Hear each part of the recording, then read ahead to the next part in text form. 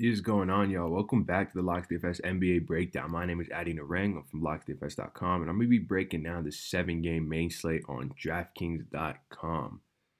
Before I get into that, if y'all want to go ahead and leave a like, leave a comment, and make sure you subscribe to this video, you'll be entered into winning a free season pass of your choice. As you guys know, we run the same giveaway. You can win a free NFL or NBA season pass. All you got to do is leave a like, leave a comment, and then we go through and pick one person to win those season passes, or to win that season pass on our Wednesday night video for the Thursday Night Football Showdown. So that'll be up. We'll record that tonight. So this is the last day to enter that giveaway, the weekly giveaway. So if you want to go ahead and enter that, go ahead, leave a like, leave a comment, and make sure you're subscribed. So with that all being said, let's jump into the slate because it's just a 7-game slate, but I've been looking at this slate for a couple hours now. I looked at it a little bit last night, and it's looking like a pretty straightforward slate for cash games. I think we're going to see a lot of similar builds just based on the injury news that's come out. I'm sure there's some that's yet to come out as well, but what we've got so far, we'll go ahead and break it down. So the biggest news of the slate is this LA situation. Anthony Davis is going to be sitting in this game. He's coming off a back-to-back, and he's got some rib injury as well as his shoulder injury, so he's sitting out. As well as Rajon Rondo, who only played last game. He played really well in limited minutes, but he's going to be sitting out, just part of that rest protocol thing. So the important thing between these two guys is it's going to open up a lot of minutes here at the 4 and the 5. Anthony Davis splits his minutes between the 4 and the 5. So it's definitely going to benefit someone like Kyle Kuzma, 4,100. You're going to see him come in as one of the chalkiest players on the slate, and I'm going to be sort of right in line with that. I don't think there's any reason to get cute there. The guy's off his minutes limit. He shot the ball, 16 times last game. He's going to be relied upon more offensively without Anthony Davis.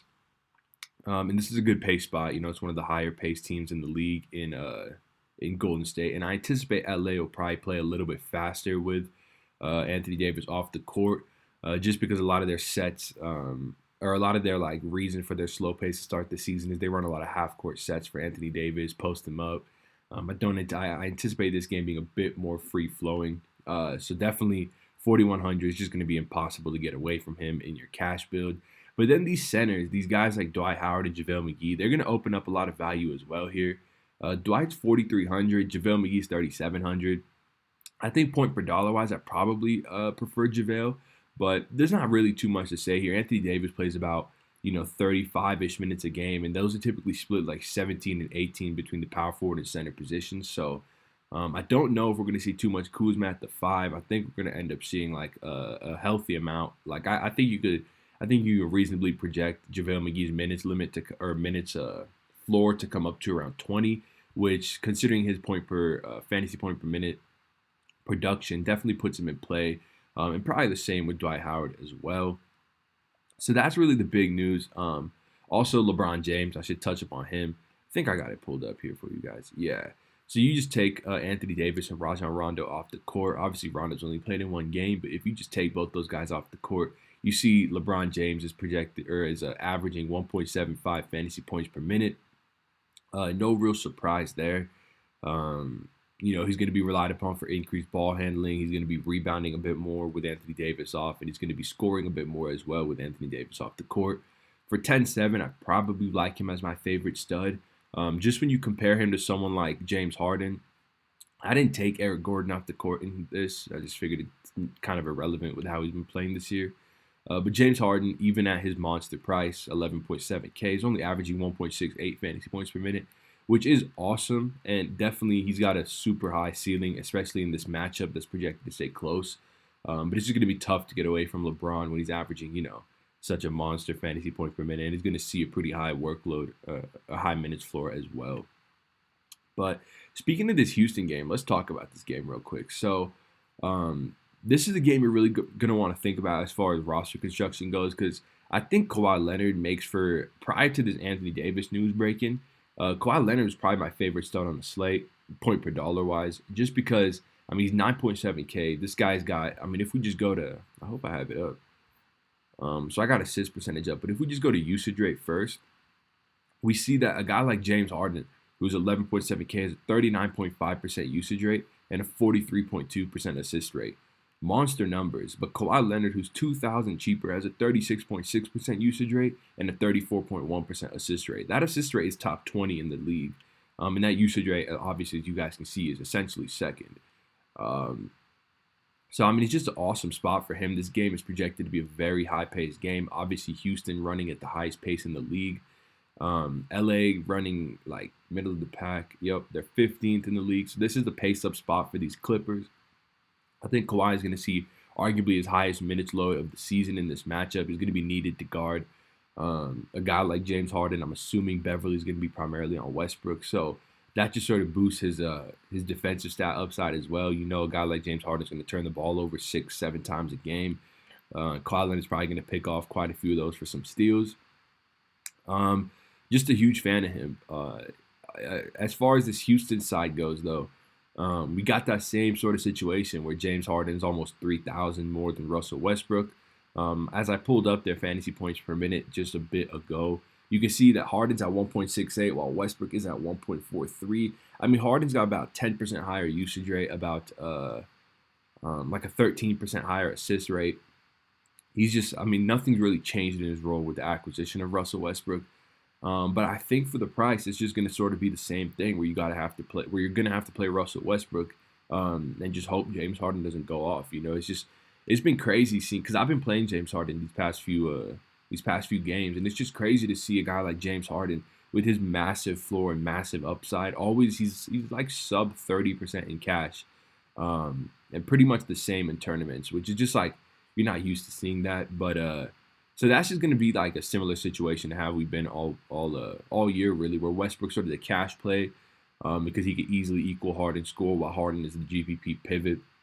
Because, the same price of a guy like, you know, if you go Westbrook and Kawhi Leonard, that's what, 18.6K in salary. That's the same price as someone like Harden and Ben Simmons, a guy who's going to be very popular on the slate at 6.8K. So, it just comes down to really how you feel about these guys closer to lock. I think for my money, I'd probably go the Westbrook Kawhi side of that if I'm picking like in a 2v2 in that situation.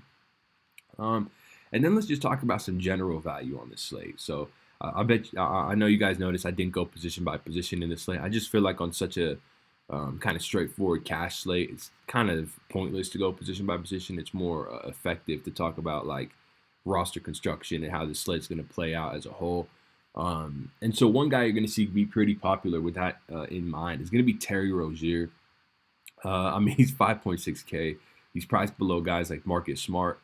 And he's, he was 7K 2 games ago. He had one bad game versus Philly. He hasn't been great on the season, but he still sports like a 24% usage rate.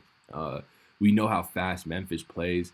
I think I got it up. Yeah, Memphis, the 6th highest overall pace team in the league. So it's a pretty big pace-up spot for Charlotte, who ranks 19th.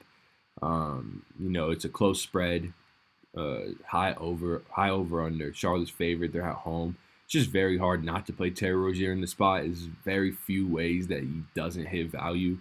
Some of those could be abysmal shooting or foul trouble or something, but none of those have really been a concern for him. So I'm just going to sort of lock him in at 5.6K and not really think too much about that. And then the next situation on the slate that you're going to be monitoring is this Toronto Raptors situation. So Kyle Lowry, Pat McCaw, OG Anunoby, and Serge Ibaka all out for this game. OG Anunoby got hurt in like the first minute in their last game. So we got a pretty accurate portrayal of what those minutes are going to look like. And we saw Rondae Hollis-Jefferson come in instantly for OG Anunoby. He's a guy I really like a lot. He did get priced up to 4K. He was the stone minimum.